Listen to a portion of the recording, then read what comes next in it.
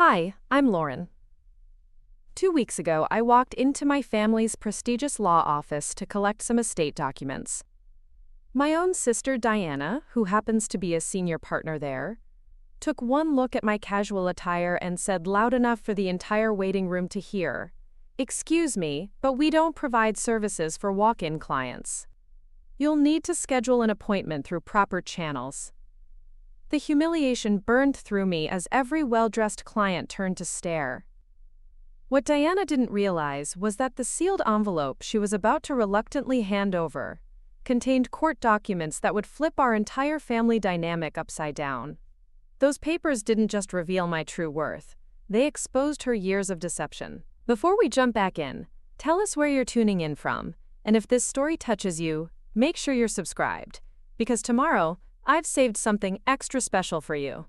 Have you ever been treated like you were invisible by the people who were supposed to love you most? Stay with me, because what unfolded next will show you exactly why you should never underestimate the quiet ones in your family. The October wind whipped through downtown Denver's financial district as I pulled my aging Toyota into the parking structure beneath Crawford, Morrison Associates. The building towered above me, all gleaming steel and reflective glass, the kind of architectural statement that screamed success to anyone within a 5-mile radius. I sat in my car for a moment, gathering courage I didn't know I needed just to pick up some paperwork. My reflection in the rearview mirror showed exactly what Diana would see: shoulder-length brown hair pulled back in a simple ponytail, minimal makeup, a faded denim jacket over a plain white t-shirt. I looked like what I was: a quiet 32-year-old woman who taught environmental science at a community college and lived in a modest apartment in Capitol Hill. Nothing special, as my family loved to remind me. The elevator ride to the 15th floor felt endless. The brass nameplate by the reception desk gleamed under professional lighting: Crawford, Morrison Associates, Environmental Law and Corporate Compliance. Ironic, considering what was about to unfold.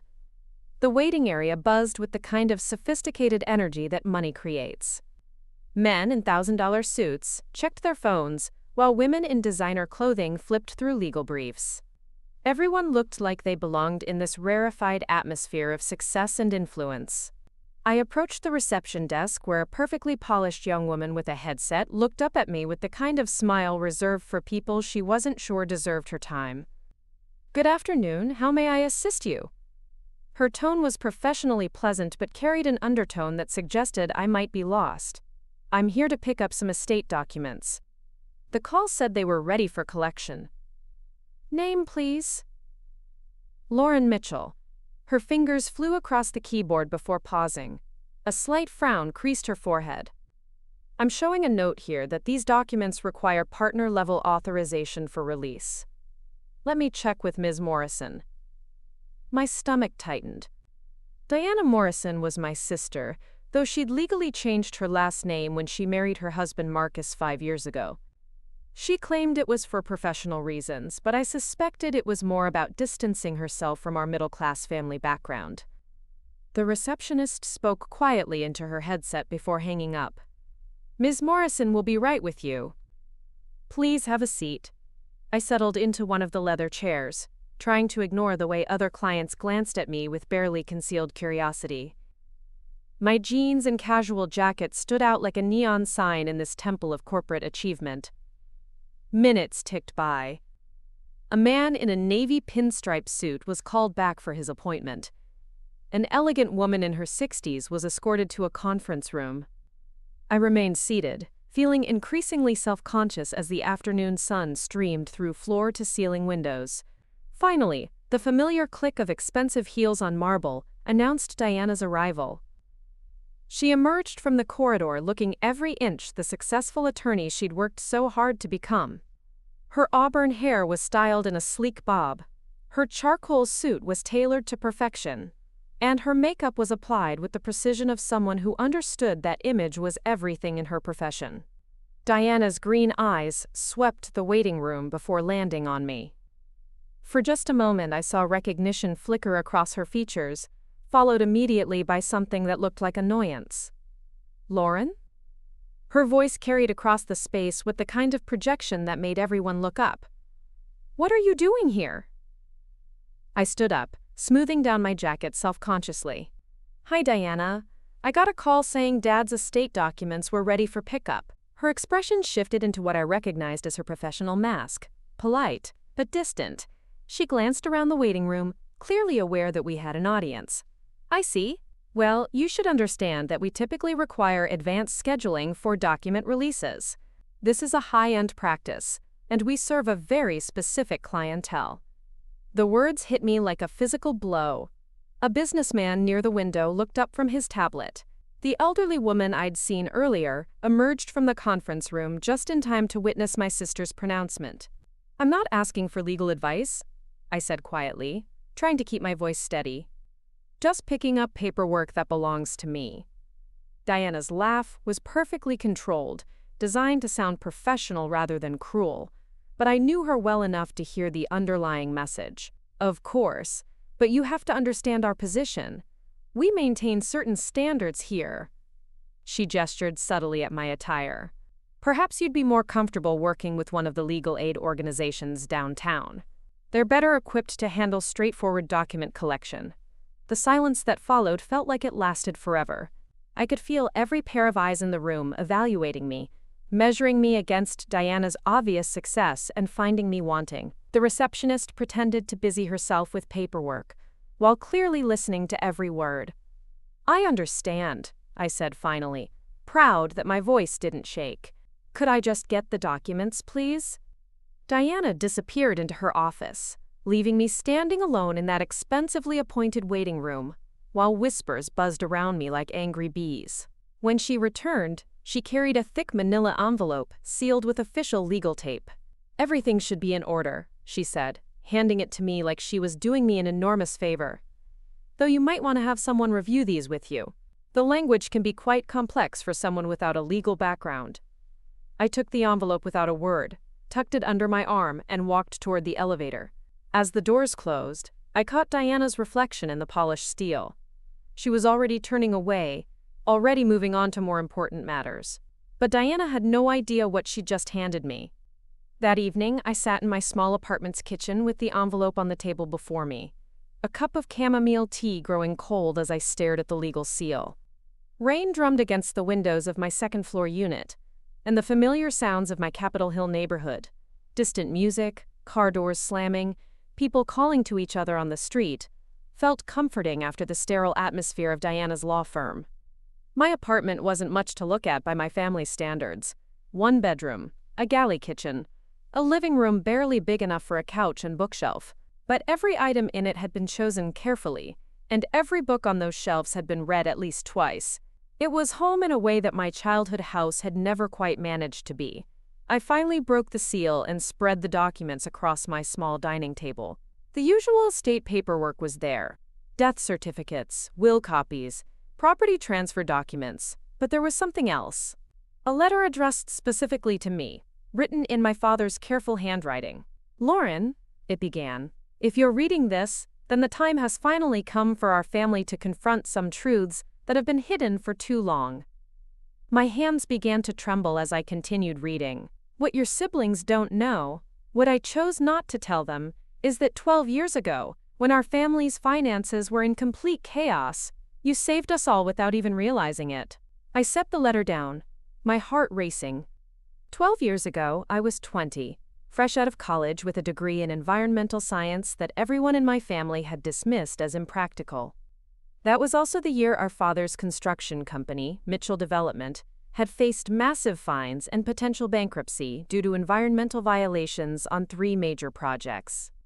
Your research into environmental compliance regulations, the letter continued, didn't just help us avoid those fines. The systems you designed positioned Mitchell Development to become one of Colorado's leading green construction companies.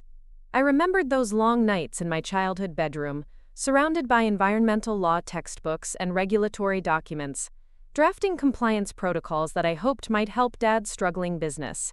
I'd worked without pay for months, driven by a desperate desire to prove that my education hadn't been a waste, that I could contribute something meaningful to our family's success. Preparing and narrating this story took us a lot of time, so if you are enjoying it, subscribe to our channel.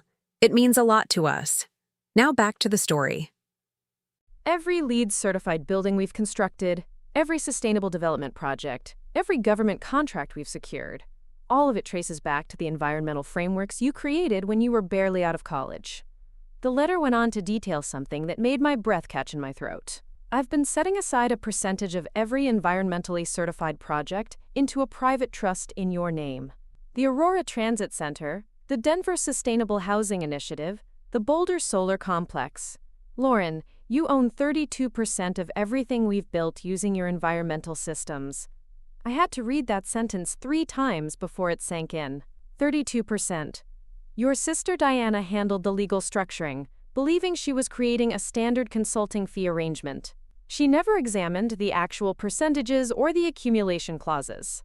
She never realized she was making you one of the primary stakeholders in Colorado's green construction industry.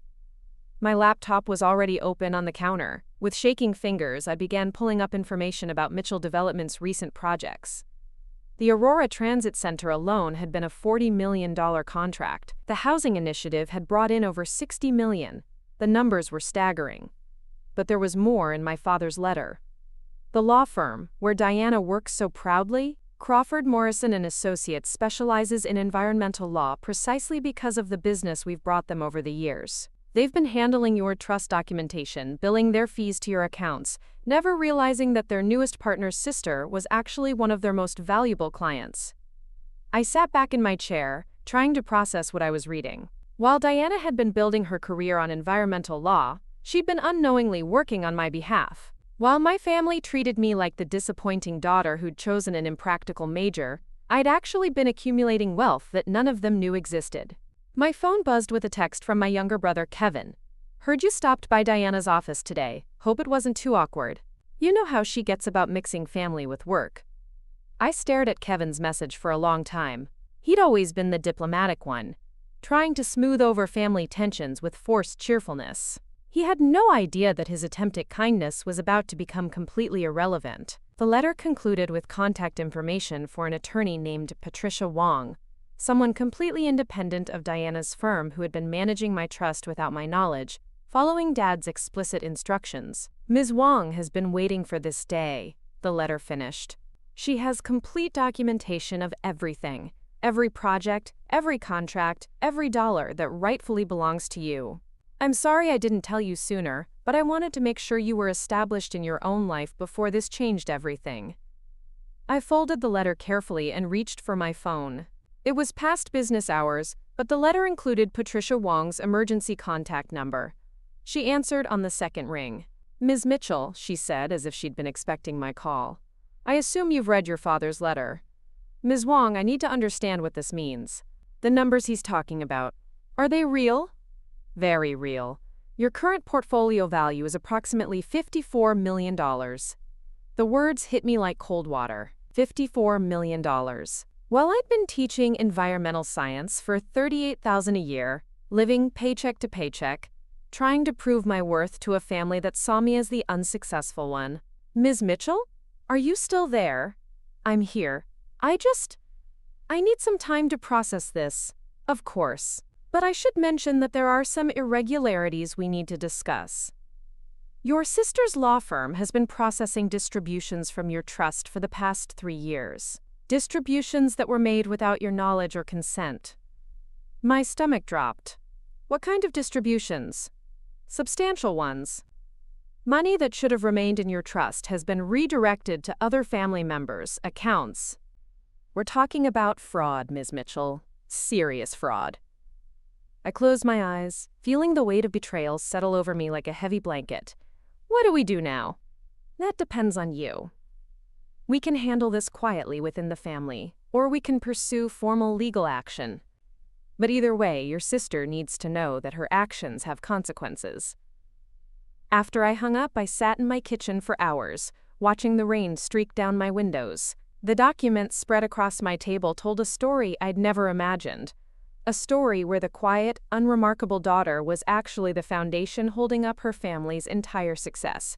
Diana had spent years making me feel small, insignificant, like I was lucky to even be included in family gatherings. Tomorrow, I was going to show her exactly how wrong she'd been. But first, I needed to decide how much mercy I was willing to show the sister who had shown me none. The next morning dawned crisp and clear, the kind of October day that makes Denver's skyline look like a postcard. I stood in front of my bedroom mirror, considering my options carefully. Today wouldn't be about thrift store blazers and apologetic demeanor. Today required armor. I'd driven to Cherry Creek Mall as soon as the stores opened, something I rarely did given my teacher's salary.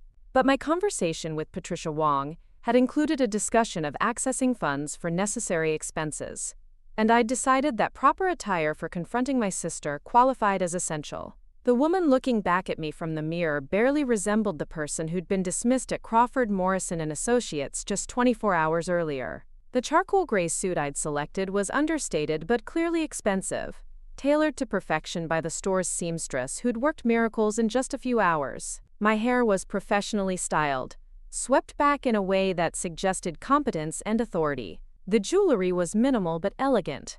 Pearl earrings that had belonged to my grandmother, a simple gold watch that caught the light just enough to signal quality. I looked like money. More importantly, I looked like power. Patricia Wong had agreed to meet me at Crawford, Morrison Associates at 10:30, officially representing my interests in what she'd termed a discussion of trust irregularities. Diana had no idea what was coming. The same parking garage, the same elevator, but this time everything felt different. I walked through those marble corridors with purpose, my heels clicking against the polished floors in a rhythm that sounded like confidence. The receptionist looked up as I approached, and I saw the exact moment she registered the change. Yesterday's casual visitor had been replaced by someone who clearly belonged in this environment. "Good morning," I said smoothly. "Lauren Mitchell. I have an appointment with Diana Morrison." She checked her computer with newfound respect. "Of course, Ms. Mitchell. Ms. Morrison is expecting you. Conference Room A." Conference Room A turned out to be an impressive space with floor-to-ceiling windows overlooking downtown Denver. Diana was already seated at the mahogany table, looking calm and professional. She'd clearly dressed for battle, too. Her burgundy suit was immaculate, her makeup flawless, her expression carefully neutral. "Lauren," she said, standing to shake my hand. "You look different." "Professional development," I replied, taking a seat across from her. Patricia Wong arrived precisely at 10:30, a woman in her 50s with silver hair and the kind of presence that immediately commanded respect. She carried a leather briefcase that looked like it had survived decades of important meetings. "Ms. Morrison," Patricia said, settling into her chair and opening her briefcase with practiced efficiency. "Thank you for making time for this discussion. I believe we have some significant matters to address regarding your sister's financial interests." Diana's professional mask slipped slightly. "I'm sorry, but I'm not sure what this is about. Lauren asked to meet, but she didn't mention bringing outside counsel."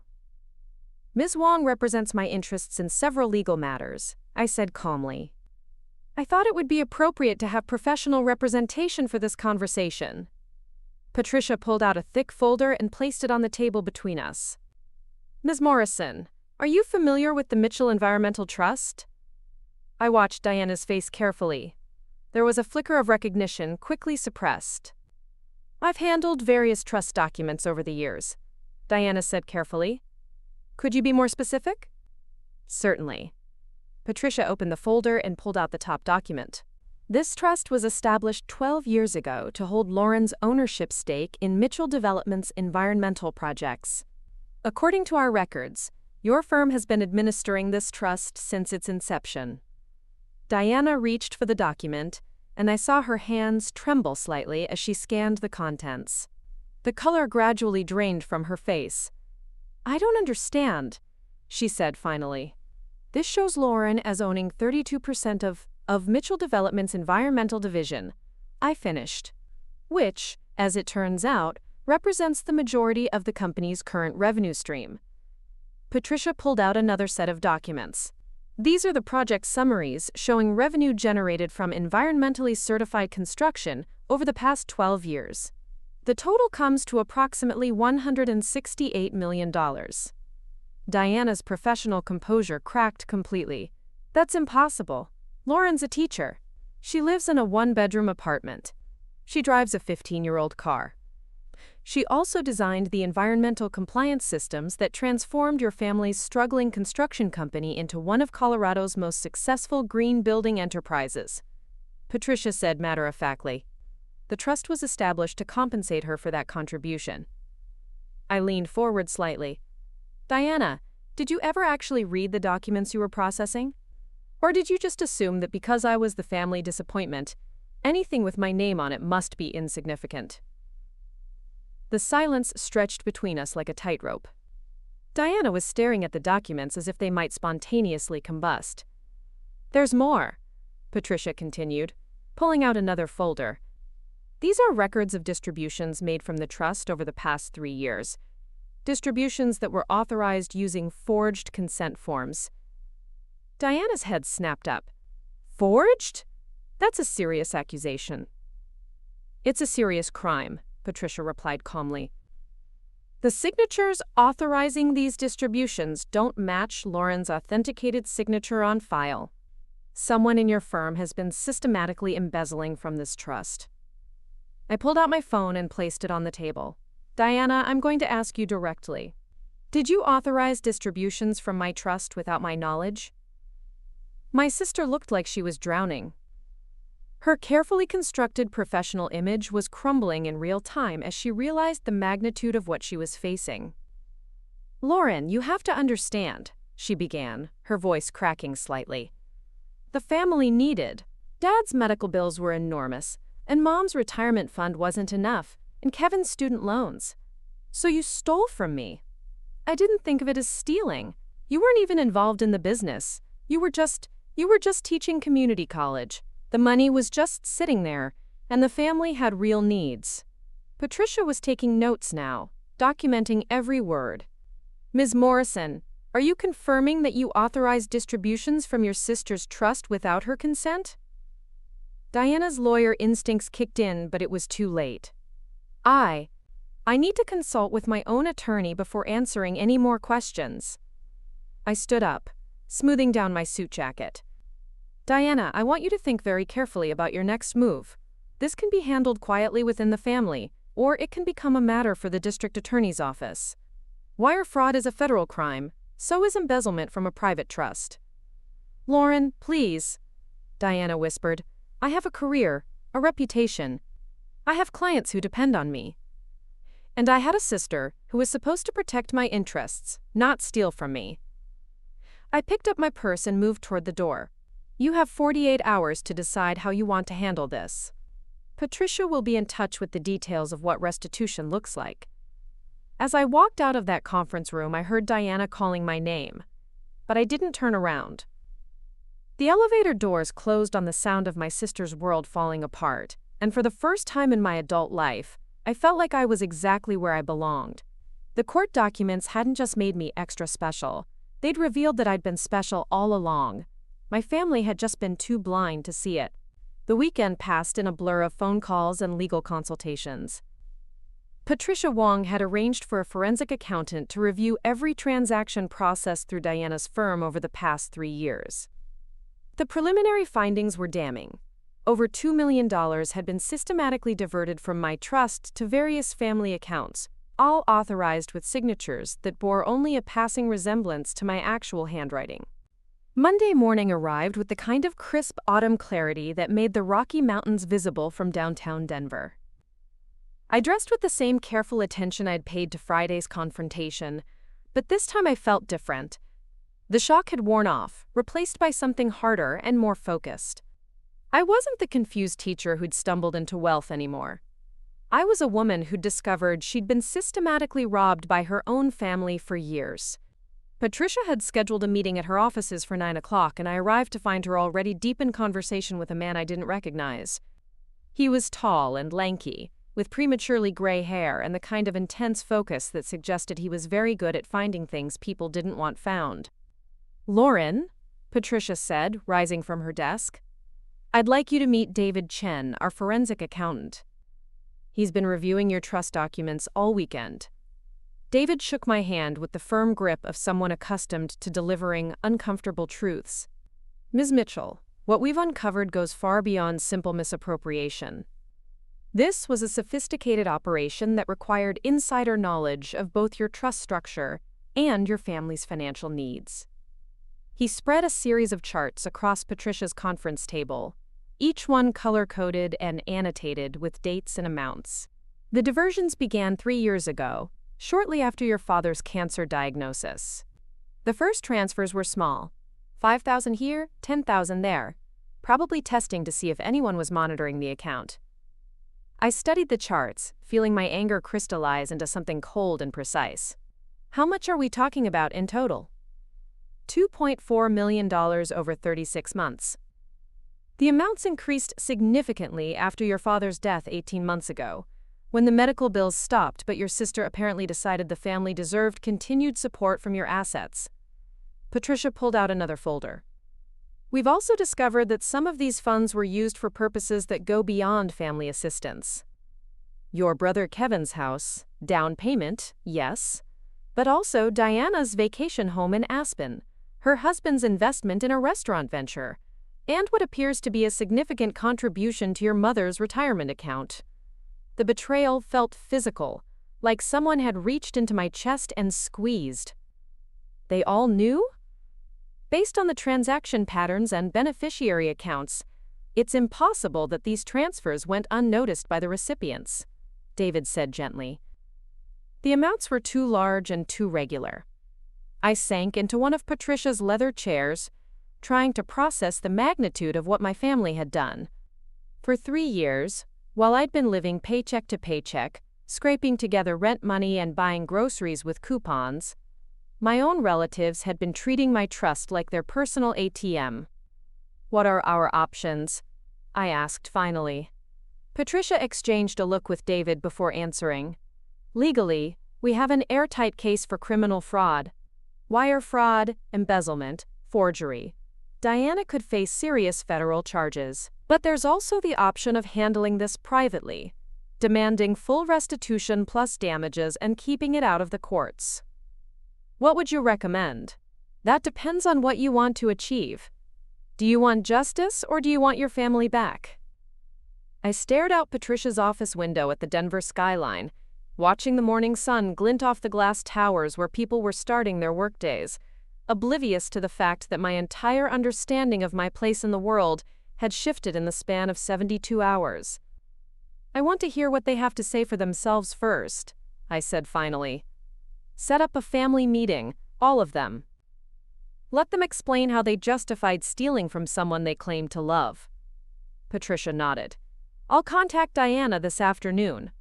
But Lauren, you need to be prepared for the possibility that they won't show remorse. People who can rationalize this level of betrayal often dig in deeper when confronted. Then we'll know where we stand.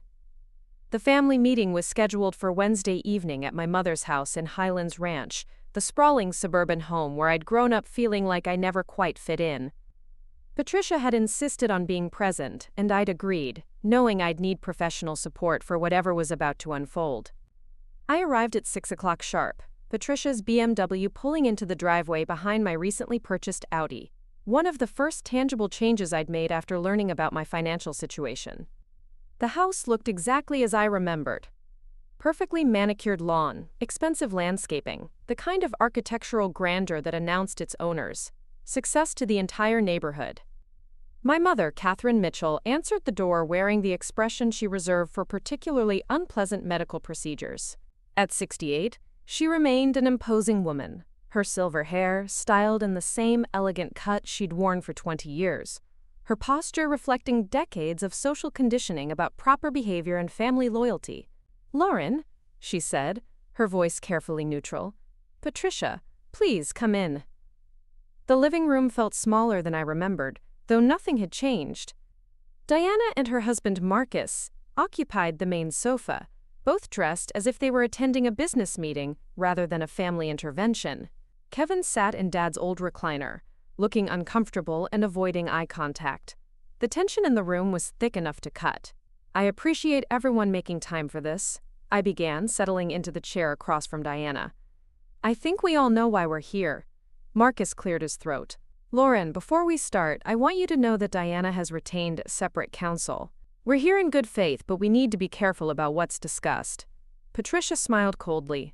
Mr. Morrison, your wife's legal exposure is significant enough that I'd recommend focusing on solutions rather than legal maneuvering. Catherine intervened with the voice she'd used to settle childhood disputes. Can we please just discuss this as a family? Whatever's happened, we should be able to work it out among ourselves. $2.4 million, Mom. I let the number hang in the air. That's what happened.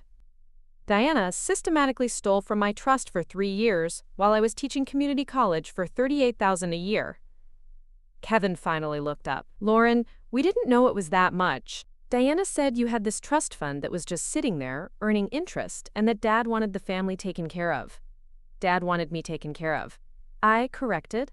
The trust was compensation for the work I did saving his company. Work that made all of you wealthy while I lived like I was barely getting by. Diana spoke for the first time since I'd arrived. You never acted like money mattered to you. You chose to live simply, to teach instead of pursuing a corporate career. We assumed you didn't need. You assumed I didn't deserve, I interrupted. There's a difference. The silence that followed was deafening. I could hear the antique clock on the mantel ticking, marking the seconds of a family relationship that was disintegrating in real time. Marcus leaned forward. Lauren, we understand you're upset, and rightfully so, but we need to consider the broader implications here. Diana's career, the family's reputation, the impact on Kevin's children. The impact on Kevin's children? I stood up, anger finally breaking through my careful composure. Kevin's children who are living in a house that was purchased with money stolen from their aunt? Those children? Kevin flinched. I can pay it back. The house, everything. I'll get a second mortgage if I have to. It's not about the money anymore, I said, surprised by the truth of my own words. It's about the fact that for 32 years, you've all treated me like I was the family disappointment, the one who couldn't quite measure up, who needed your patience and tolerance just to be included in family gatherings. Catherine's voice was barely a whisper. That's not true, honey. Isn't it? I pulled out copies of the financial documents Patricia had prepared. Let me tell you what is true. I designed the environmental systems that saved Mitchell Development from bankruptcy. I created the compliance protocols that generated over $100 million in revenue. I transformed a struggling construction company into one of Colorado's most successful green building enterprises. And while I was doing all of that, you were treating me like a charity case who should be grateful for your condescension. I placed the documents on the coffee table where everyone could see them. Diana handled the legal work for my trust without bothering to understand what she was processing. She saw my name on documents worth millions of dollars and never once wondered if maybe, just maybe, her little sister wasn't quite as incompetent as she'd always assumed. Diana's professional mask finally cracked completely.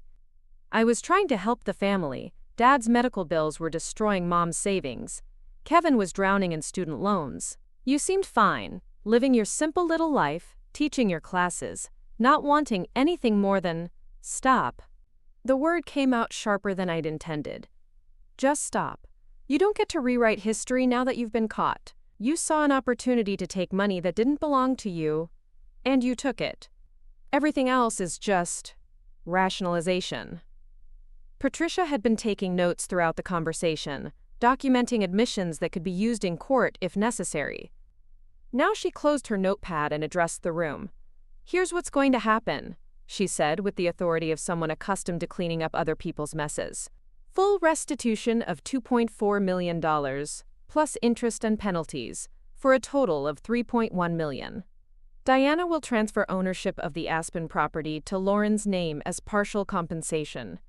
Kevin will refinance his house and repay the down payment within 60 days. And Catherine will return the retirement account contributions that came from Lauren's trust. The room erupted in protests and objections, but Patricia held up her hand for silence. The alternative is federal criminal charges for wire fraud, embezzlement, and conspiracy. Diana would face a minimum of 7 years in federal prison. Her law license would be permanently revoked. The family's financial affairs would become public record during the trial. Marcus grabbed Diana's hand, and I saw real fear in his eyes for the first time. Lauren, please. We can work something out. Diana made a mistake, but destroying her career won't undo what happened. I looked around the room at the faces of people I'd loved my entire life, seeing them clearly for perhaps the first time. They weren't evil, just selfish and small in ways I'd somehow never fully grasped. You have 30 days, I said finally. 30 days to show me that this family is worth saving. I walked out of that house knowing I might never return as anyone's daughter or sister. But for the first time in my life, I was walking out as exactly who I was supposed to be. The next 3 weeks passed in a strange suspended state between my old life and whatever was coming next. I'd taken a leave of absence from teaching, ostensibly to handle family business, but really because I couldn't pretend to care about lesson plans and grading when my entire identity was shifting beneath my feet. Patricia's office became my second home as we worked through the logistics of what she was calling my financial emergence. The trust documents revealed assets I'd never imagined, real estate holdings in 3 states, investment portfolios that had been quietly growing for over a decade, business partnerships that generated passive income streams I'd never known existed. Your father was more strategic than anyone realized, Patricia explained during one of our afternoon meetings. He structured everything to protect you not just from external threats, but from your own family's potential interference. The irony wasn't lost on me. While I'd been feeling like the family outsider, Dad had been quietly ensuring I'd never actually need their approval or support. Diana had managed to meet Patricia's first deadline, transferring the Aspen property deed, and initiating the complex process of unwinding 3 years of fraudulent transactions. Her law firm had placed her on administrative leave pending an internal investigation, and Marcus had withdrawn their children from private school to cut expenses. Kevin had been more straightforward in his approach, immediately putting his house on the market and moving his family into a rental while he arranged financing to repay the stolen down payment. His wife Sarah had called me twice, crying and apologizing for benefits they'd never questioned. Mom had been the most resistant, insisting that she genuinely believed the retirement contributions were a gift from Dad's estate. But when presented with documentation showing the money's true source, she'd quietly arranged to liquidate some investments to cover the restitution. Through it all, I felt oddly detached from the drama I'd unleashed. These people had been the center of my universe for 32 years, and now they felt like strangers whose problems I was observing from a great distance. The turning point came on a Thursday afternoon, when I was reviewing architectural plans for a sustainable housing project that Patricia's research had revealed I owned a controlling interest in. The development was stalled due to financing issues, but with my newly understood resources, I had the power to move it forward. "This is exactly the kind of project your father hoped you'd champion," Patricia said, pointing to the environmental specifications I'd helped design years earlier. Affordable housing with net zero energy consumption, built using sustainable materials and green construction practices. For the first time since this whole situation began, I felt something beyond anger and betrayal. I felt possibility. What would it take to restart construction? About $8 million in capital investment. But Lauren, you have significantly more than that available. This could be the beginning of something much larger. That evening, I drove to the project site in Thornton, a northern suburb, where the framed structures of half-built homes stood like promises waiting to be fulfilled. The development was designed to provide affordable homeownership opportunities for teachers, firefighters, police officers, and other essential workers who'd been priced out of Denver's increasingly expensive housing market. I walked through the construction site as the sun set behind the mountains, imagining families living in these homes, children playing in the planned green spaces, a community built around sustainability and accessibility rather than exclusivity and status. My phone buzzed with a text from Diana. "Lauren, I know you probably don't want to hear from me, but I need you to know how sorry I am. Not just about the money, but about everything. About the way we treated you, the way I treated you. You deserved better from all of us." I stared at the message for a long time before typing back, "I know." It wasn't forgiveness, not yet, but it was acknowledgement that we were all going to have to figure out how to live with what had happened. The following week, Patricia and I met with the development company's board of directors to discuss restarting the Thornton project. The boardroom was filled with architects, contractors, and city planners who'd been waiting months for funding to materialize. Ms. Mitchell, the lead architect, said as I took my seat at the head of the conference table, "We're delighted that you're ready to move forward. This project represents everything your original environmental framework was designed to achieve." As the meeting progressed, I found myself speaking with authority about construction timelines, sustainability metrics, and community impact assessments. These weren't topics I'd studied as abstractions. They were the practical applications of work I'd been doing for over a decade without fully understanding its scope and influence. The revised timeline shows completion within 18 months, the project manager explained, pulling up construction schedules on the presentation screen. "With your full funding commitment, we can break ground within 60 days. What about the workforce development component?" I asked, referring to a program I designed to train local residents in green construction techniques. "Fully integrated. We'll be partnering with Community College of Denver to provide certification programs in solar installation, energy-efficient building techniques, and sustainable landscaping." The meeting concluded with handshakes and signatures that would put over 200 construction workers back on the job and eventually provide homes for nearly 500 families. As I walked out of that boardroom, I realized I wasn't just spending my newfound wealth. I was finally implementing the vision that had been taking shape in my mind since college. That night I called Kevin. It was the first time we'd spoken since the family meeting, and I wasn't sure how he'd respond. "Lauren," he said, his voice thick with relief, "I wasn't sure you'd want to talk to me. I wanted to let you know that I'm moving forward with some projects, big ones, and I'm going to need people I trust to help manage them." "What kind of projects?" "Sustainable development, affordable housing, environmental consulting. The kind of work that actually matters." There was a long pause before Kevin responded. "Are you offering me a job?" "I'm offering you a chance to be part of something bigger than what we grew up thinking was important." "Lauren, you know I'll do anything to make this right." "The money, the trust, everything I should have questioned." "This isn't about making things right," I interrupted. "This is about making things better." 3 days later, Kevin gave notice at his corporate accounting job and joined my rapidly expanding team as chief financial officer. Diana's situation was more complicated. Her legal career was effectively over, but Patricia had suggested she might find redemption in pro bono work for housing advocacy organizations. Mom remained the holdout, clinging to her vision of family harmony and traditional roles even as the world around her shifted. But I was done waiting for her approval or understanding. On a cold November morning, I stood in the construction trailer that served as the temporary headquarters for Mitchell Sustainable Development, the company I'd officially incorporated just 2 weeks earlier.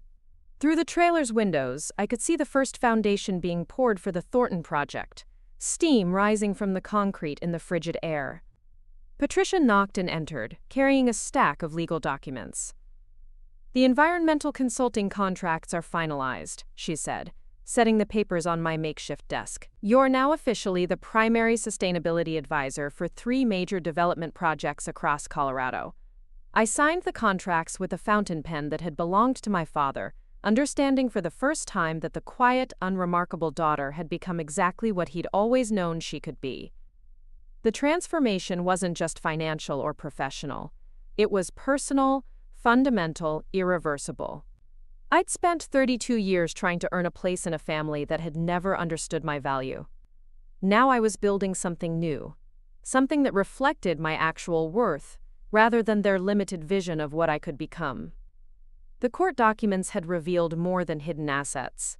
They'd revealed who I'd always been underneath the layers of other people's expectations and disappointments. I wasn't just extra special now. I was free. The morning Diana walked into my temporary office at the construction site marked the beginning of something I hadn't expected. It was early December, and the first snow of the season dusted the half-completed frames of the Thornton housing development. I was reviewing environmental impact assessments when she appeared in the doorway of my trailer, looking smaller and more uncertain than I'd ever seen her. She wasn't wearing her usual armor of expensive suits and perfectly styled hair. Instead, she stood there in jeans and a plain wool coat, her auburn hair pulled back in a simple ponytail, makeup minimal. For the first time in years, she looked like the sister I'd grown up with rather than the polished attorney who dismissed me so cruelly just months earlier. "Lauren," she said hesitantly, "do you have a few minutes?" I gestured to the folding chair across from my makeshift desk, curious about what had brought her here.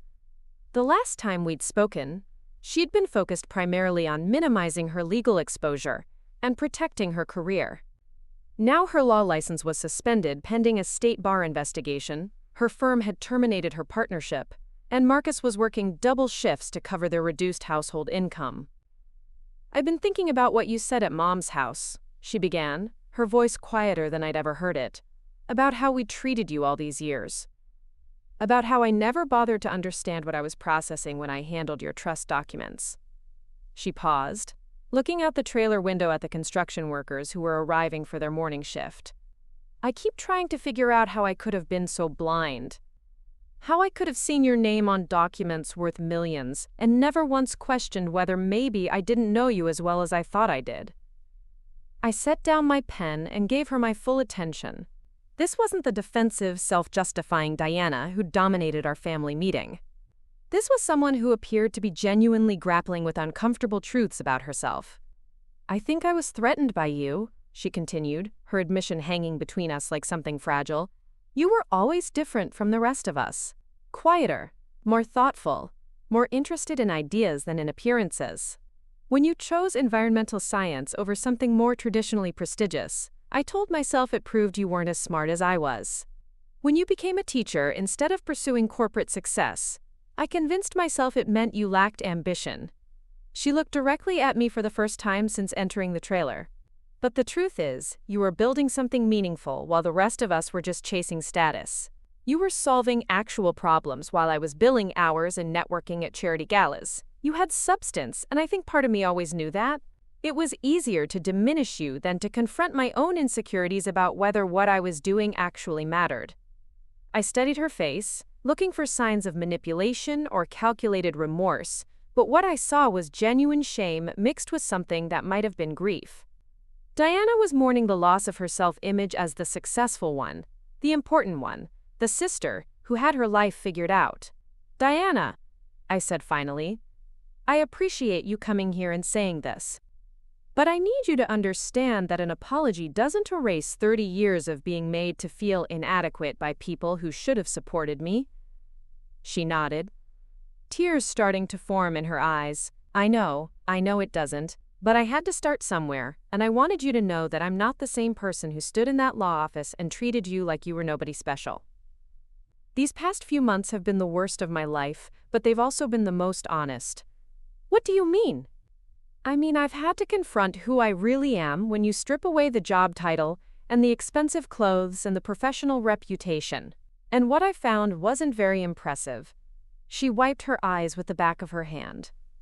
"I've spent my entire adult life defining myself by external markers of success. The law degree, the partnership, the house in Cherry Hills, Marcus's investment portfolio. But none of that was actually me." She gestured toward the construction site visible through the window. "This is you, Lauren. This project, this vision of using wealth to create something that helps people rather than just accumulating more wealth. I've been watching from a distance as you've turned the worst situation our family has ever faced into an opportunity to build something extraordinary." "You've been watching?" "Patricia Wong's assistant is married to one of Marcus's former colleagues. Word gets around in legal circles when someone starts a major development company overnight. People are talking about Mitchell's sustainable development, about the innovative financing model you're using, about the environmental standards you're implementing. You're becoming known in circles where I used to think I mattered." I felt a complicated mix of emotions. Pride that my work was gaining recognition, certainly, but also sadness that it had taken this level of professional validation for Diana to see me as worthy of respect. "What are you planning to do now?" I asked. "With your career, I mean."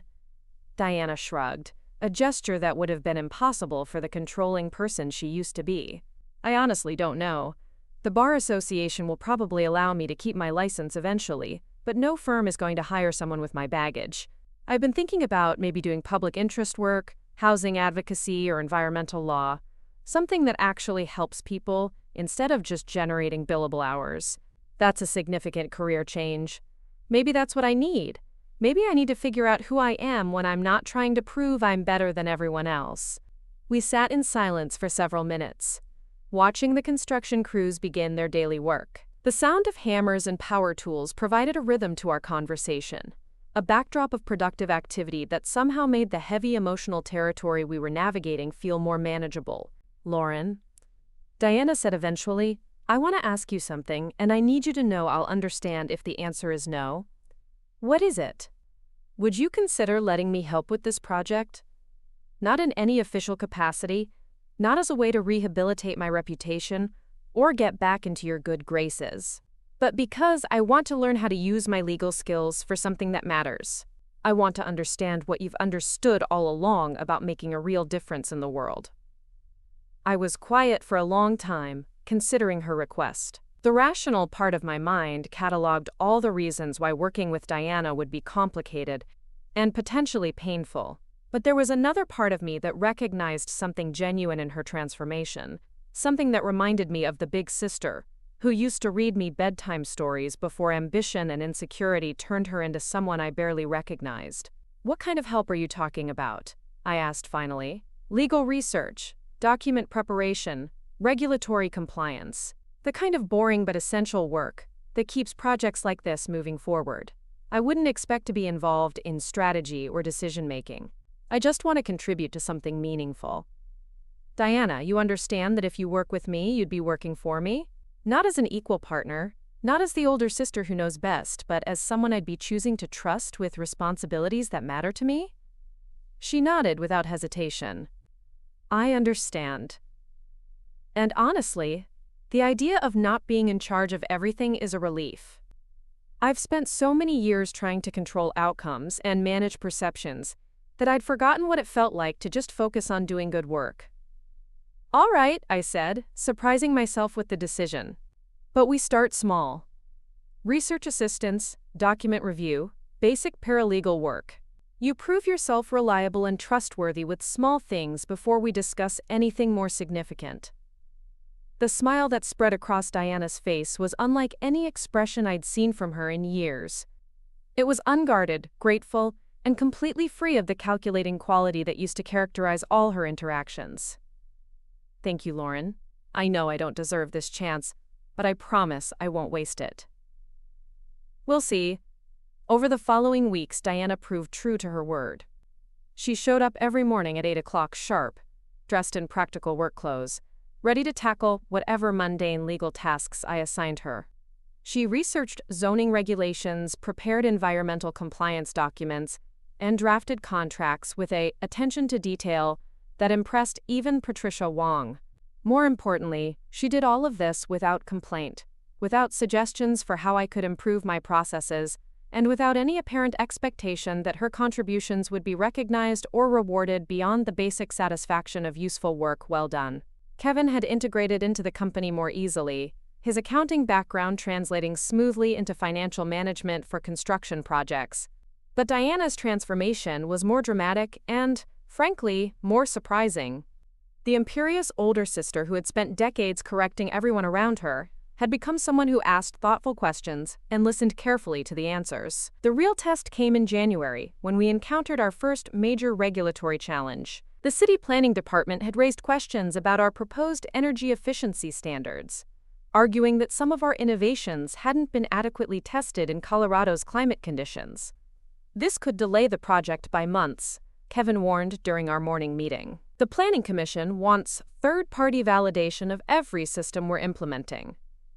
I felt the familiar tightness in my chest that came with bureaucratic obstacles that threatened meaningful work. How long would third-party testing take? 6 to 8 months, minimum. And there's no guarantee they'll approve our standards, even after testing. Diana, who had been quietly reviewing the regulatory documents, looked up from her notes. "What if we approach this differently?" I gestured for her to continue, curious about what she was thinking. "Instead of trying to convince them that our standards are acceptable, what if we demonstrate that they're superior? We could fund a pilot program where we build a small number of units using our full environmental package, then monitor their performance throughout a complete seasonal cycle. That would be expensive, Kevin pointed out, but it would also generate data that could be used for future projects, Diana replied. And it would position Lauren as a thought leader in sustainable construction rather than just another developer trying to cut through red tape. I considered her suggestion, intrigued by the way she was thinking about long-term strategy rather than short-term obstacle removal. How would we structure something like that?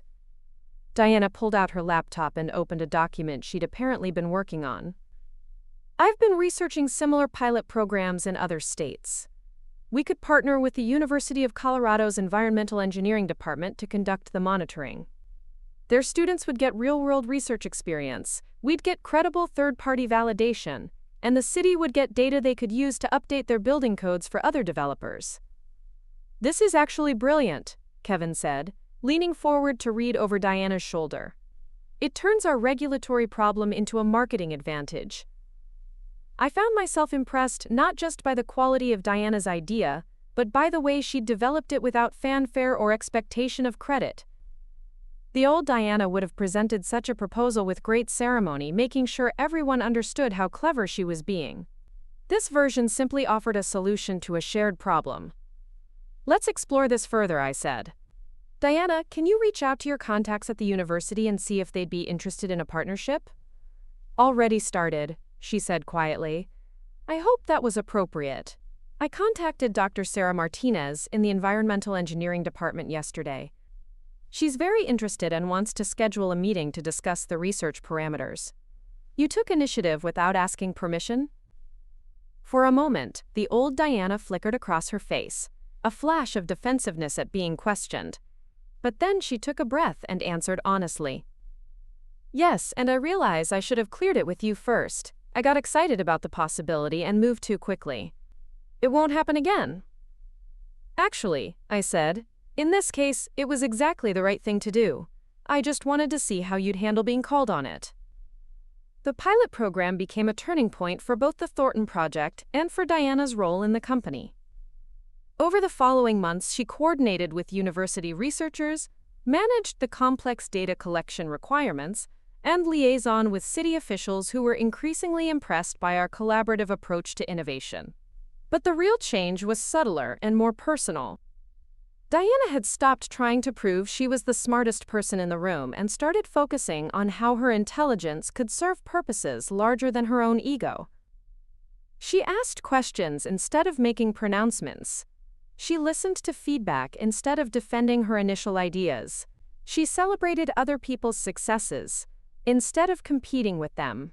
The transformation was so complete that I sometimes forgot this was the same person who had dismissed me as a walk-in client just 8 months earlier.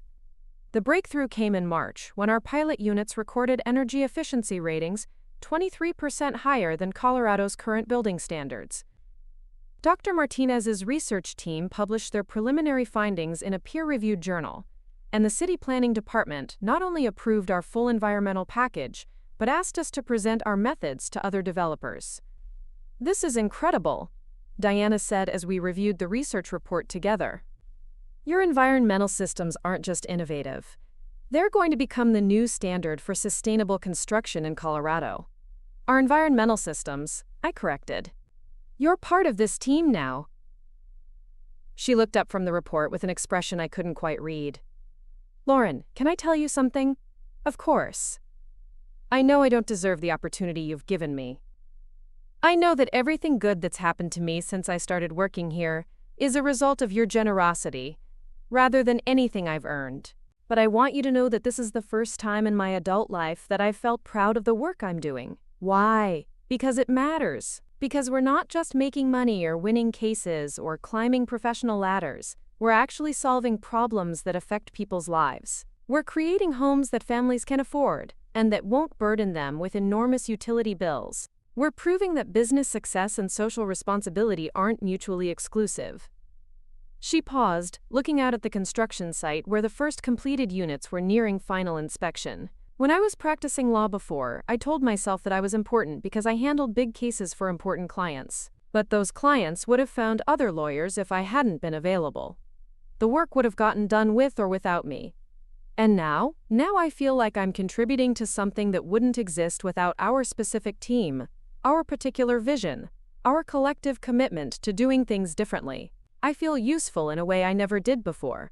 I followed her gaze to the construction site, where workers were installing solar panels on the final row of houses. In a few months, families would be living in those homes, saving money on energy costs, reducing their environmental impact, teaching their children that sustainability and affordability could coexist. "Diana," I said, "I need to tell you something too." She turned back to me, attentive. "When I first learned about the trust fund, about what you and the others had done, I was angrier than I'd ever been in my life. Not just about the money, but about all the years of being made to feel like I wasn't good enough, smart enough, successful enough to deserve respect from my own family. I know. We were terrible to you. But what I realized as I started building this company is that the anger was keeping me stuck in the past. I could spend the rest of my life proving that you were wrong about me. Or I could focus on building the kind of future that reflects who I actually am rather than who you thought I was." Diana was quiet, processing what I was saying. "The person you are now, thoughtful, collaborative, focused on meaningful work, this is who you could have been all along if you hadn't been so invested in maintaining a particular image. The sister I'm working with now is someone I actually enjoy spending time with. Even after everything I did to you? Especially after everything you did to me. Because it forced both of us to confront who we really are underneath all the assumptions and expectations and family dynamics that were keeping us from seeing each other clearly." The conversation marked a shift in our relationship, from grudging collaboration to something approaching genuine partnership. Diana stopped apologizing for the past and started focusing on contributing to the future we were building together. I stopped waiting for her to revert to her old patterns and started trusting the person she was becoming. By late spring, Mitchell's sustainable development had expanded beyond the original Thornton project. We were consulting on affordable housing initiatives in 3 other Colorado cities, had been invited to present our methods at a national conference on sustainable construction, and were fielding inquiries from developers in neighboring states who wanted to implement our environmental systems. Diana had transitioned from research assistant to project coordinator, managing the complex logistics of multiple development sites while maintaining the collaborative, ego-free approach that had made her such an effective team member. Kevin had hired 2 additional accountants and was exploring innovative financing models that could make sustainable housing accessible to even lower-income families. But the most significant change was in how we related to each other as siblings. The old dynamics of competition and resentment had been replaced by mutual respect and shared purpose. We weren't just working together. We were building something together that neither of us could have created alone. The moment that crystallized this transformation came during a site visit to our newest project in Colorado Springs. Diana and I were walking through the construction area, discussing modifications to our standard environmental package that would adapt it to the region's different climate conditions. What if we adjusted the solar panel orientation to account for the seasonal sun angle differences at this elevation? Diana suggested, pointing to the roof structures that were being prepared for installation. That would require recalculating the electrical load projections, I replied, considering the implications. But it might actually improve efficiency enough to offset the additional engineering costs. I could run the numbers tonight and have a preliminary analysis ready for tomorrow's meeting with the contractors. As we continued walking, I realized that this was what healthy family relationships were supposed to look like. 2 people with complementary skills working toward shared goals, each contributing their strengths without competing or keeping score. Diana wasn't trying to prove she was smarter than me anymore. I wasn't defending myself against her criticism anymore. We were just 2 sisters solving problems together, making something good happen in the world. The court documents that had revealed my hidden wealth had indeed made me extra special, but the real transformation hadn't been financial. It had been relational. I'd learned that my worth wasn't dependent on other people's recognition, and Diana had learned that her worth wasn't diminished by other people's success. We'd both discovered that the most satisfying kind of specialness comes not from being better than someone else, but from being useful to something larger than yourself. The phone call from Marcus came at 7 in the morning on a Tuesday in June, jarring me awake in my downtown loft. I'd moved out of my Capitol Hill apartment 3 months earlier, trading the modest 1-bedroom for a converted warehouse space that better reflected my evolving sense of who I was becoming. The loft had exposed brick walls, industrial lighting, and enough room for both living and working, with floor-to-ceiling windows that offered a view of the construction cranes transforming Denver's skyline. "Lauren," Marcus said, his voice tight with anxiety, "we need to talk. It's about your mother." I sat up in bed, instantly alert. "What's wrong?" "She's been having some health issues. Memory problems, confusion, difficulty managing her finances. Diana's been trying to handle it on her own, but the situation is getting complicated." I glanced at the clock on my nightstand. "Why are you calling me at 7 in the morning about this?" "Because we just found out that she's been writing checks to some kind of investment scam. Large checks. She's lost over $40,000 in the past 2 months, and she doesn't seem to understand that the people she's been sending money to aren't legitimate financial advisors." The news hit me like cold water. Mom had always prided herself on her financial acumen, managing Dad's business accounts during his illness, and maintaining meticulous records of every household expense. The idea of her being vulnerable to scammers suggested cognitive changes that none of us had been prepared to face. "How long has this been going on?" I asked, reaching for the robe I'd left draped over my reading chair. "We're not sure. Diana's been checking on her weekly, but Mom's gotten very good at hiding things she's embarrassed about. The bank called yesterday because 3 of her recent checks bounced, and that's when we discovered the extent of the problem." I walked to my kitchen and started making coffee, needing the familiar ritual to help me think clearly. "What kind of help are you asking for?" "Diana thinks we need to consider some kind of guardianship arrangement, at least temporarily, to protect Mom's remaining assets. But that requires legal proceedings, and given Diana's current situation with the Bar Association, she can't represent the family in this kind of case. So you want me to hire an attorney? We want you to help us figure out what's best for Mom. Diana's afraid that if we don't act quickly, she'll lose everything she has left. But we also don't want to strip away her independence unnecessarily."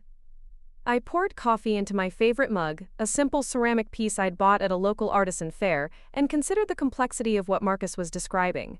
Family dynamics were always complicated, but adding cognitive decline and financial vulnerability into the mix created layers of difficulty that would challenge even the most functional relationships. "I'll meet you at Mom's house this afternoon," I said finally, "but I want to assess the situation myself before we start talking about legal guardianship." "Lauren, I appreciate that you want to be cautious, but time is a factor here. The scammers are calling her multiple times a day now, pressuring her to send more money. Every day we wait increases the risk. Then maybe we should start by changing her phone number and putting some basic protections in place before we jump to removing her legal rights." There was a pause before Marcus responded. "Diana said you'd want to handle this your way. What's that supposed to mean?"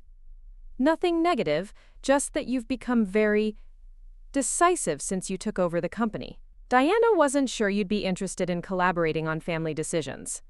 The comment stung because it contained enough truth to make me uncomfortable. I had become more decisive, more accustomed to being the person who made final choices rather than the one seeking consensus. But I wasn't sure if that was personal growth, or just the natural result of having resources that made other people defer to my judgment. "Marcus, I'll be at Mom's house at 3 o'clock. If Diana wants to discuss guardianship options after I've seen the situation for myself, we can talk about it then."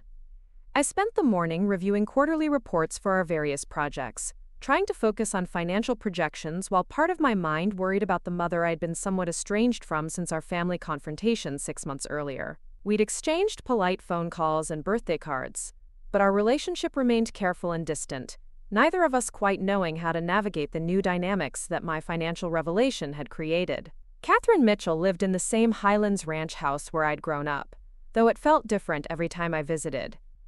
Smaller somehow, as if my expanding understanding of the world had shrunk my childhood environment in comparison. The perfectly manicured lawn and expensive landscaping still proclaimed success to the neighborhood, but I now recognized them as symbols of values I'd moved beyond rather than aspirations I couldn't achieve. Diana's car was already in the driveway when I arrived, a practical sedan that had replaced the luxury vehicle she'd been forced to sell when her legal career imploded. I found her in the kitchen with Mom, both of them surrounded by stacks of papers and looking exhausted. "Lauren," Mom said, rising from her seat with the careful movements of someone who'd aged noticeably in recent months. "I'm so glad you came. She looked smaller than I remembered, more fragile, though her posture still carried traces of the formidable woman who'd managed our household with military precision when Diana and Kevin and I were growing up. But there was something different in her eyes, uncertainty that hadn't been there before.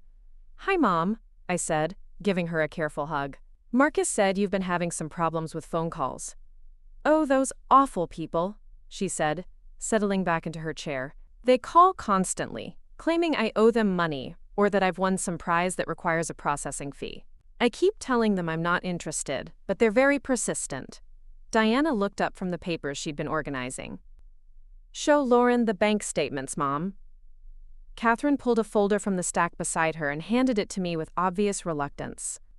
"I may have made some poor decisions recently. The financial markets have been so volatile, and these investment advisors seemed very knowledgeable."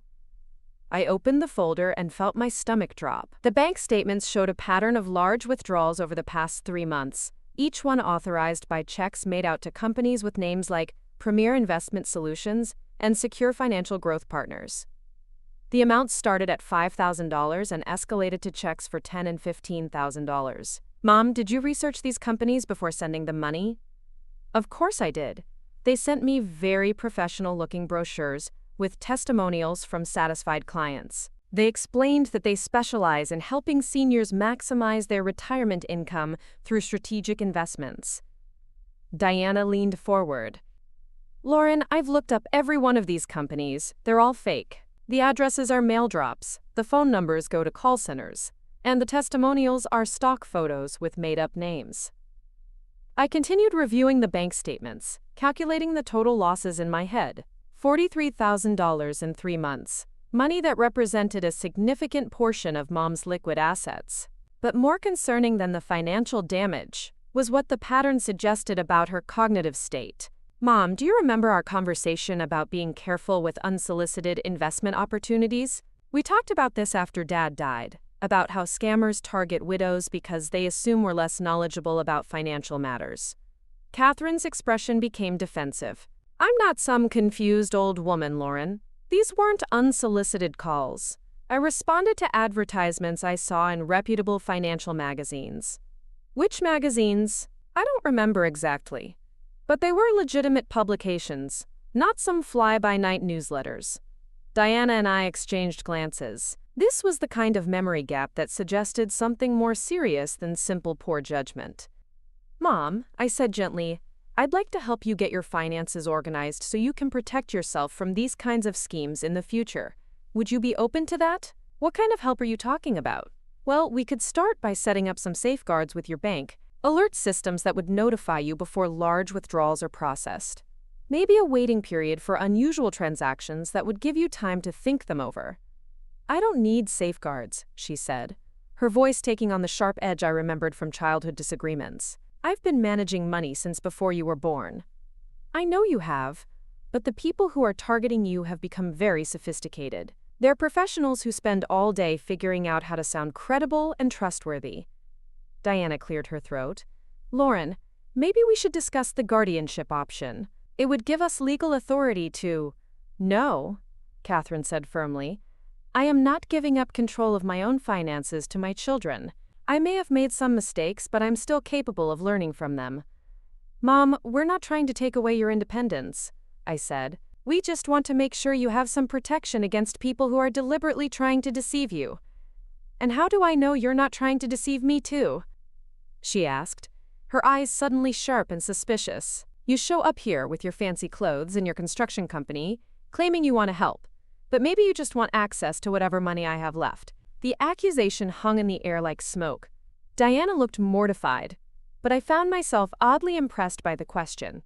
Despite her confusion about financial scams, Mom still had enough cognitive clarity to recognize that family members could have ulterior motives when they offered to help with money management. "That's actually a very smart question," I said. "And you're right to be suspicious of anyone who wants control over your finances, including me. How about this? Instead of talking about guardianship or taking control of your accounts, what if we focus on education? I could arrange for a financial advisor to meet with you, someone who has no connection to our family and no financial interest in your decisions." Catherine considered this proposal. What kind of financial advisor? Someone who specializes in elder financial protection. They could review your current situation, help you understand how these scams work, and give you tools for evaluating future investment opportunities. But all the decisions would remain yours to make. And you wouldn't have any involvement in my financial accounts? None whatsoever. The advisor would report to you, not to me, or Diana, or anyone else in the family. I could see her weighing the offer, trying to determine whether it represented genuine help or a more subtle form of manipulation. I suppose that would be acceptable, she said finally, as long as it's understood that I'm still making my own decisions. Absolutely. Diana looked less convinced. After Mom went to make tea, she pulled me aside into the living room. Lauren, I think you're underestimating how serious this situation is. She's lost over $40,000 to obvious scams. Her judgment is clearly compromised. Her judgment about investment opportunities is compromised, I corrected. But she's still sharp enough to be suspicious of family members who want to take control of her money. That suggests her cognitive abilities are more intact than we might assume. But what if the financial advisor confirms that she needs more protection than she's willing to accept? What if she continues to fall for these scams despite professional education? I considered Diana's concerns.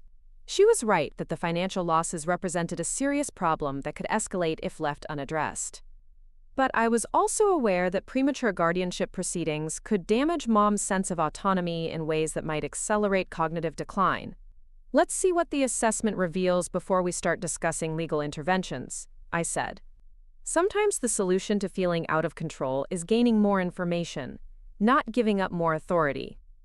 Over the following week, I arranged for Dr. Jennifer Walsh, a certified financial planner who specialized in elder financial protection, to meet with Mom.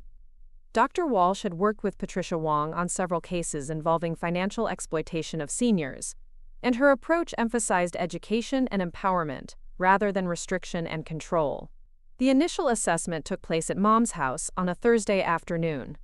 I waited in my car outside, having promised not to be present during the evaluation, but wanting to be available if my mother needed support afterward. Dr. Walsh emerged from the house after 2 hours, her expression thoughtful rather than alarmed. "How is she?" I asked as we stood beside her car. "Your mother is definitely experiencing some cognitive changes that affect her ability to evaluate financial risks," Dr. Walsh said. "But she's not incapacitated. She understands concepts, retains information, and can engage in complex reasoning when the situation is explained clearly." So what's causing her to fall for these scams? A combination of factors. Some mild memory issues that make it hard for her to recall specific warnings about fraud techniques. Social isolation that makes her more responsive to friendly voices on the phone. And honestly, a degree of financial overconfidence that's probably been developing for years. Overconfidence? Your mother has always been the person in her family who managed money and made financial decisions. That kind of long-term responsibility can create blind spots, especially when the tactics being used against her are specifically designed to exploit the knowledge and experience she's most proud of. Dr. Walsh pulled out a tablet and showed me some notes from their conversation. The scammers who targeted her used very sophisticated approaches. They referenced her late husband's business, mentioned specific investment strategies that she'd used successfully in the past, and presented themselves as specialists in helping widows transition from joint financial management to independent decision-making. So they weren't just random cold calls.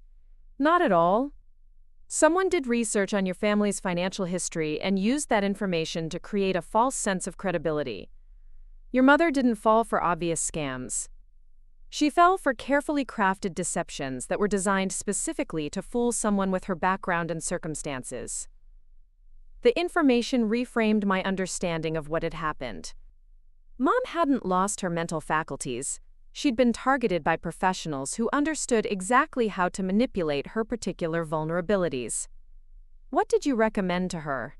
A combination of technological safeguards and social strategies.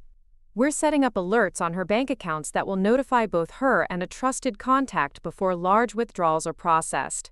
She's changing her phone number and registering with the National Do Not Call Registry. And most importantly, she's agreed to implement a cooling-off period for any financial decision over $500. What kind of cooling-off period?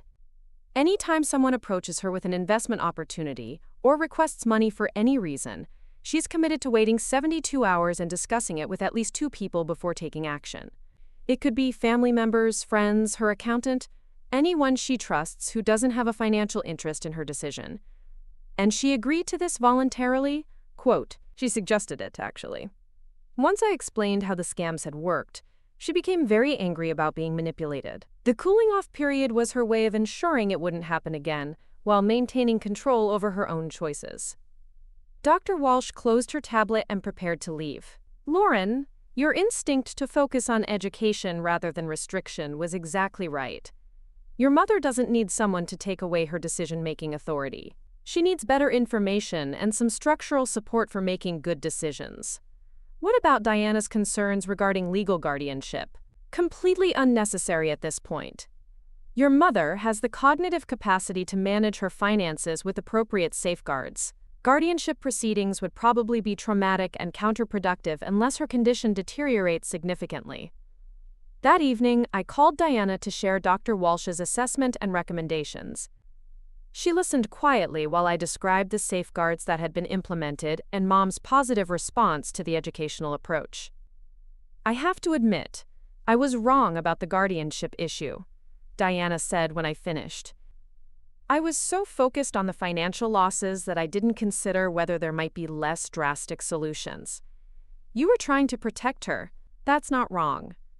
But I was also operating from the assumption that losing money to scammers meant she couldn't make good financial decisions generally. I didn't consider that she might have been targeted specifically because her usual decision-making processes are actually quite sound. Dr. Walsh said that's a common mistake families make. We see the problem and assume it represents broader incapacity rather than a specific vulnerability that can be addressed with targeted solutions. It's probably the same mistake I made with you for all those years, Diana said quietly. I saw you choosing a teaching career and living modestly and assumed it meant you lacked ambition or business acumen. I didn't consider that you might have different priorities and values that led to different choices. Diana, you don't need to turn every conversation into an opportunity to apologize for the past. I know, but working with you over these past few months has made me realize how often I've jumped to conclusions about people's capabilities based on limited information. It's a pattern I'm trying to change. Fair enough. But in this case, your concern for Mom's welfare was legitimate. The fact that we found a better solution doesn't mean your initial worry was unreasonable. We talked for another 20 minutes about logistics and follow-up plans. Dr. Walsh would check in with Mom weekly for the first month, then monthly for the remainder of the year. Patricia Wong was reviewing the legal options for recovering some of the stolen funds, though the prospects were limited given that the scam companies had used sophisticated methods to hide their true identities and locations. But the most important outcome wasn't financial or legal. It was the preservation of Mom's sense of agency and dignity, while still providing protection against future exploitation. She'd been given tools to make better decisions rather than having her decision-making authority removed. As I ended the call with Diana, I realized that the situation with Mom had revealed something important about leadership and family dynamics. The impulse to solve other people's problems by taking control away from them was seductive, especially when you had the resources and authority to impose solutions. But the most effective interventions often involved empowering people to solve their own problems, rather than solving those problems for them. It was a lesson that applied beyond family relationships. In my work with Mitchell's Sustainable Development, I'd been learning the difference between leadership that commanded and leadership that enabled. The most successful projects were the ones where community members felt ownership of the outcomes, rather than feeling like passive beneficiaries of my company's generosity. The court documents that had revealed my hidden wealth had given me power I'd never expected to have.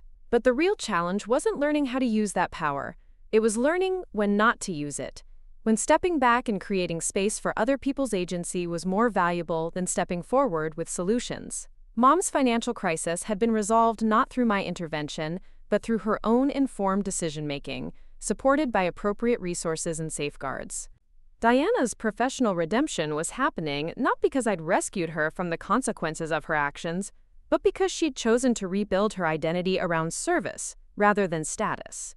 The most meaningful transformations I was discovering were the ones that came from within, rather than being imposed from without. My wealth could create opportunities and remove obstacles, but it couldn't generate the kind of personal growth that actually changed lives. That realization was perhaps more valuable than any court document or trust fund balance. It was the difference between having power and understanding what to do with it. 2 years after the court documents changed everything, I stood on the observation deck of the newly completed Mitchell Sustainable Development headquarters, watching the Denver skyline stretch toward the Rocky Mountains. The building itself had become a testament to everything I'd learned about balancing vision with practicality. Solar panels covered the roof, geothermal systems regulated the temperature, and reclaimed materials from demolished buildings had been transformed into architectural features that honored the past while embracing innovation. The headquarters wasn't just an office building. It was a statement about what business success could look like when profit wasn't the only measure of achievement. The ground floor housed a community education center, where residents could learn about energy conservation, sustainable living practices, and financial literacy. The second floor contained affordable co-working spaces for environmental entrepreneurs and social impact startups. My executive office occupied a corner of the third floor, with windows that offered a panoramic view of the city we were helping to transform. Diana walked into my office carrying 2 cups of coffee and a stack of applications that had arrived in the morning mail. She'd fully transitioned into her role as Director of Community Partnerships, a position that utilized her legal background while focusing entirely on projects that served public rather than private interests. Her transformation from status-obsessed attorney to community advocate had been complete and seemingly permanent. "The applications for the next housing development are incredible," she said, settling into the chair across from my desk. "We've got teachers, firefighters, social workers, even a few small business owners who've been priced out of the areas where they work." I took one of the coffee cups and glanced through the applications. Each one represented a family or individual who would benefit from affordable housing that didn't compromise on environmental efficiency or build quality. The waiting list for our developments had grown to over 3,000 names, a testament both to the housing crisis and to the reputation we'd built for creating communities, rather than just constructing buildings. "Any interesting stories in this batch?" I asked, knowing that Diana had developed a talent for identifying applicants whose situations would particularly benefit from our approach. "There's a single mother who's been commuting 2 hours each way to her job as a pediatric nurse because she can't afford to live closer to the hospital. A veteran who's using his GI benefits to start a landscaping business focused on native plant restoration. An elderly couple who lost their retirement savings to medical bills and need housing that won't burden them with high utility costs." These weren't just statistics or case studies. They were real people whose lives would be materially improved by access to housing that combined affordability with sustainability. The work had evolved far beyond my original desire to prove my worth to family members who'd underestimated me. It had become about creating systemic solutions to problems that affected entire communities. "What's the timeline looking like for breaking ground on the Lakewood project?" I asked, referring to our most ambitious development yet, a mixed-income community that would include both affordable housing and market-rate units, integrated in a way that avoided the segregation patterns that typically characterized subsidized housing. 6 weeks, assuming the final environmental permits come through on schedule. The City Council is enthusiastic about the project, especially the job training component. The job training program was Diana's innovation, connecting construction work on our developments with certification courses that prepared participants for careers in green building techniques. Workers learned skills that would be increasingly valuable as environmental regulations tightened and sustainability became a standard requirement rather than a premium option. Kevin appeared in my doorway, tablet in hand, and the slightly frazzled expression that meant he'd been wrestling with complex financial projections. His role as chief financial officer had expanded significantly as our company grew, but he'd proven remarkably adept at structuring financing arrangements that made our projects economically viable while maintaining our social mission. "Lauren, we need to talk about the foundation proposal," he said, taking a seat on the small sofa by the window. "The Brennan Foundation wants to partner with us on a statewide affordable housing initiative, but their funding model would require some significant changes to how we operate." I'd been expecting this conversation. The Brennan Foundation was one of Colorado's largest philanthropic organizations, with resources that could dramatically expand our impact. But foundation partnerships always came with constraints and oversight requirements that could compromise the autonomy that had made our success possible. What kind of changes are they proposing? Kevin consulted his tablet. They want standardized reporting metrics across all projects, board representation proportional to their funding contribution, and approval authority over any development that exceeds their environmental standards. Which sounds reasonable until you realize that foundation boards are typically composed of wealthy donors whose idea of environmental standards might not align with community needs, Diana added. I considered the dilemma. The foundation's resources could help us build housing for thousands of additional families, but accepting their partnership might mean sacrificing the flexibility and community responsiveness that made our developments successful. What's our current capacity for expansion without their funding? I asked. We could probably double our annual production over the next 3 years using a combination of our own resources and conventional financing, Kevin replied. It would be slower growth, but we'd maintain complete control over project design and community engagement. And with the foundation partnership, we could potentially build 5 times as many units, but every decision would require multiple levels of approval and documentation. The timeline for individual projects would probably increase, even though the overall scale would be larger. I walked to the window and looked down at the street below, where construction workers were installing bike racks and street furniture for a pedestrian plaza that would connect our building to the light rail station. The plaza represented the kind of community-focused design that emerged from local input and iterative problem-solving, the approach that might be impossible under foundation oversight. I think we declined the partnership, I said finally. Diana looked surprised. Lauren, are you sure? That's a lot of potential impact we'd be giving up. Is it though? If accepting their funding means we build more units but create less responsive, less innovative communities, are we actually having more impact, or just bigger numbers? Kevin nodded slowly. There's also the question of what happens to our existing projects if the foundation decides to change priorities or reduce funding. We'd be dependent on their continued support in ways that could jeopardize long-term sustainability. Exactly. We've built something that works because it's based on community needs and environmental realities, rather than donor preferences and bureaucratic requirements. I'd rather grow slowly while maintaining those principles than compromise them for faster expansion. The decision felt significant, not just for business reasons, but as a marker of how completely my relationship with wealth and power had evolved. 2 years earlier, the opportunity to partner with a prestigious foundation would have felt like validation, proof that I'd achieved the kind of success that commanded respect from established institutions. Now I was more interested in protecting the integrity of work that mattered than in scaling up to impress people whose approval I no longer needed. Diana was studying my face with an expression I couldn't quite read. You know, there was a time when I thought your reluctance to pursue conventional success was a character flaw. I kept waiting for you to develop more ambition, to want the things that other people wanted. And now I realize that what I mistook for lack of ambition was actually clarity about what kind of success was worth pursuing. You were always ambitious, just not for the things the rest of us valued. The observation was more perceptive than I'd expected from Diana, who continued to surprise me with insights that suggested genuine personal growth rather than surface-level behavior modification. Kevin cleared his throat. Speaking of unconventional success, I have some news about Mom. I turned from the window, curious about what he'd discovered. She's been volunteering with the Senior Financial Literacy Program that Dr. Walsh recommended. Not just participating, teaching. Apparently, she's become something of an expert on recognizing and avoiding investment scams. Really? 3 mornings a week, she's at the community center helping other seniors understand how financial predators target their demographic. Dr. Walsh says she's one of the most effective educators they've ever worked with because she can speak from personal experience without being ashamed of what happened to her.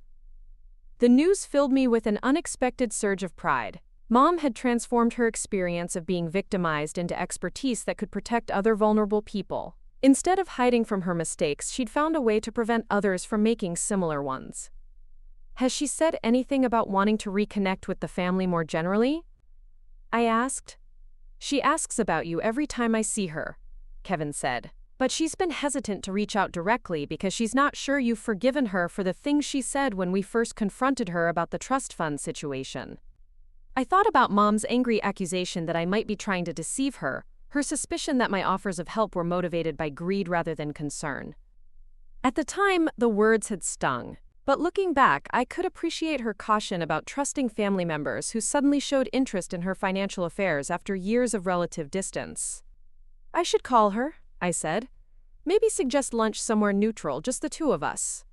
"She'd like that," Kevin said. "But Lauren, you should know that she's changed quite a bit over the past year.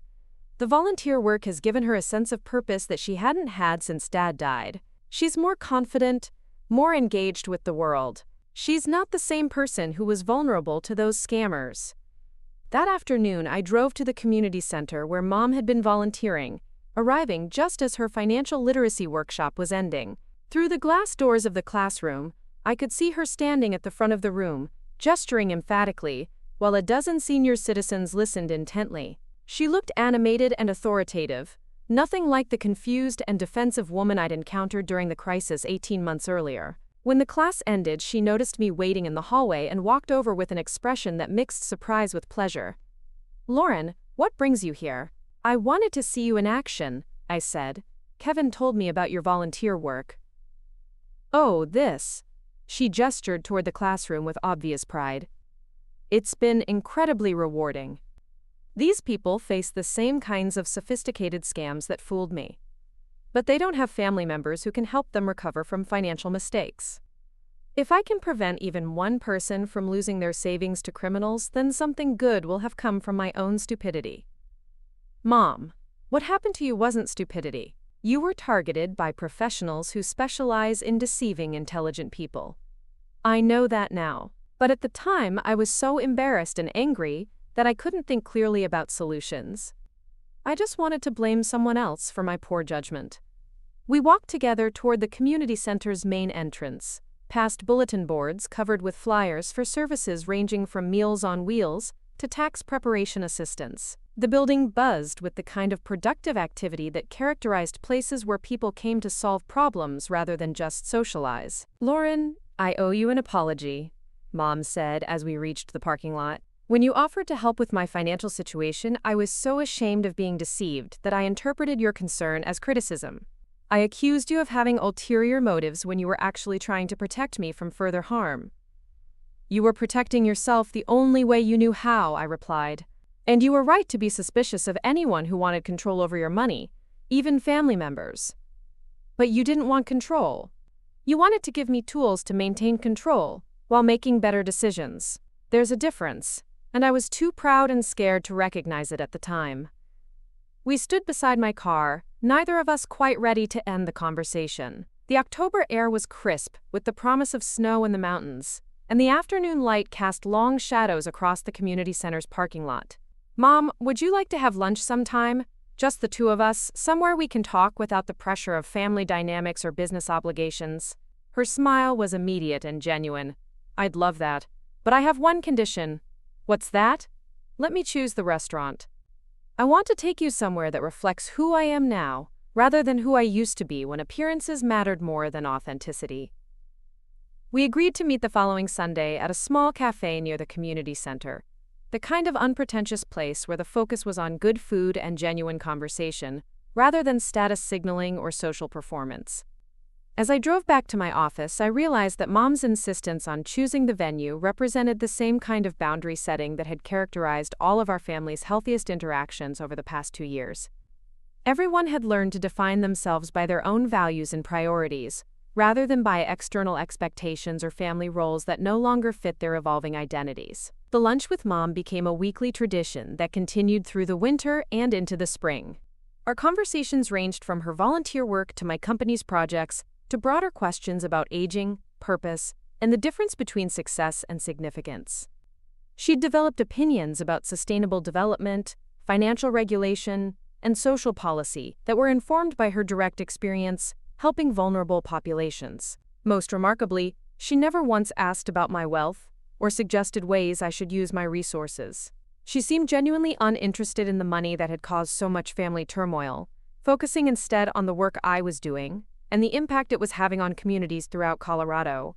"You know," she said during one of our April lunches, "your father would be proud of what you've built, but not for the reasons you might expect." "What do you mean?" "He'd be proud that you found a way to use the systems he taught you to create something entirely your own. The environmental compliance work you did for Mitchell Development was excellent, but it was still operating within structures that other people had created. This company you've built is entirely yours, your vision, your values, your approach to balancing profit with purpose. I couldn't have built it without the foundation that Dad's trust provided. The money was important, certainly.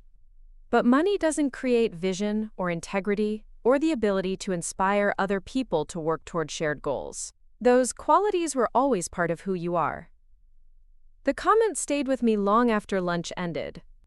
I'd spent so much time thinking about how the court documents had changed my circumstances that I'd perhaps undervalued the personal qualities that had made those changed circumstances meaningful. The trust fund had given me resources and opportunities, but it hadn't given me the environmental expertise that made our developments innovative, the leadership skills that held our team together, or the commitment to community engagement that made our projects successful. Those capabilities had been developing throughout my career as a teacher and consultant, even when I thought I was just getting by on the margins of my family's more conventional achievements. That evening, I sat in my loft apartment reviewing architectural plans for our newest development while classical music played softly in the background. The apartment had evolved over the past 2 years, accumulating art from local artists, furniture that balanced comfort with sustainability, and books that reflected my expanding interests in urban planning, environmental policy, and social entrepreneurship. The space felt like home in a way that was both comfortable and inspiring, a physical environment that supported both relaxation and creativity. I'd learned to live with wealth in a way that enhanced my life without defining it, using resources to create beauty and functionality rather than to signal status or accumulate possessions for their own sake. My phone buzzed with a text from Diana. "Just got confirmation that the Lakewood project received final approval from the City Planning Commission. We break ground next month." The message represented months of collaborative work involving dozens of stakeholders, from city officials to community advocates to environmental engineers. The Lakewood development would house over 200 families in a neighborhood designed around walkability, energy efficiency, and shared green spaces that fostered community connections. But more than that, it represented a model that other cities were beginning to adopt, a demonstration that affordable housing could be beautiful, sustainable, and economically viable without requiring subsidies that made it dependent on political priorities or philanthropic whims. I typed back, "Congratulations to all of us. This is going to change how people think about what's possible." And it was true. The court documents had revealed my hidden wealth and exposed my family's financial misconduct. But the real transformation had been discovering what I could build with resources that matched my values and vision. The girl who'd been dismissed as nothing special had become someone who was creating something genuinely extraordinary. But the specialness didn't come from the money or the recognition or the professional success. It came from finally having the freedom to be completely myself, to pursue work that reflected my deepest convictions about what mattered in the world. As I looked out my apartment windows at the Denver skyline, I could see construction cranes marking the locations of our various projects. Each one represented families who would have access to affordable, sustainable housing.